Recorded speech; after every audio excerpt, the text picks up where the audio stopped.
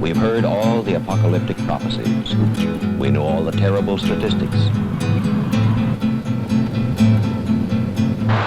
We believe them. There's no more room for argument. The danger is real.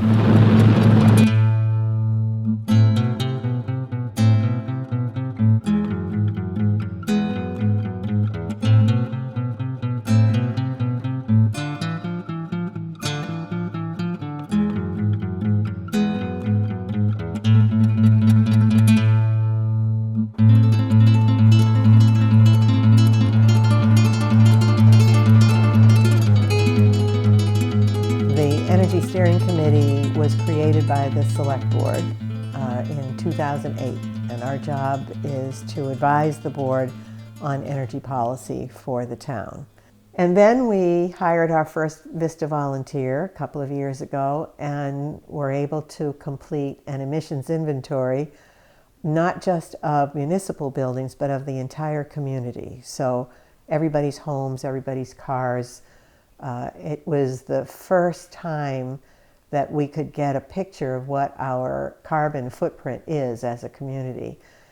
And as a result of that work, the Select Board approved making several big steps, joining the Global Covenant of Mayors, which is an enormous commitment of 9,200 communities across the globe, and creating a climate action plan to reach those goals that we established of cutting our emissions in half by 2030 and to zero by 2050.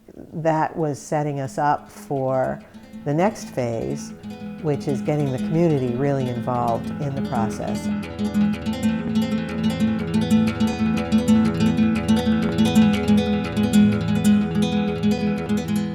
So this year what I'm doing is I'm helping the York's Energy Steering Committee with their greenhouse gas emissions data, so updating that from the previous VISTA member who is here.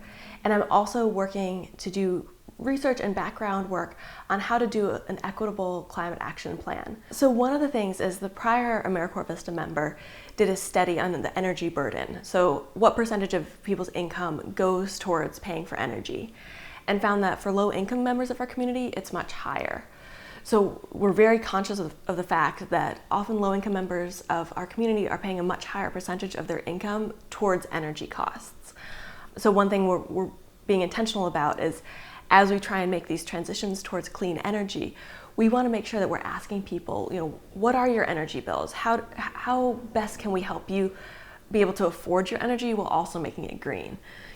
We often can't expect people to just pop solar panels up on their house if someone's low income, because it can have an upfront cost. But we want to make sure that everyone is involved in this community in making these decisions so that they have buy-in, so they want to be a part of this process, and the actions that come out of the climate planning process work for everyone.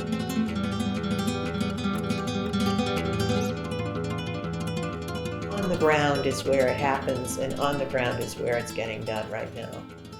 But that is also a reason for why the help of people in the VISTA and AmeriCorps programs is so important, because in towns and cities that don't have resources, that don't have lots of extra staff, lots of extra time, I don't know too many of those, the help of a VISTA person or an AmeriCorps person can make all the difference.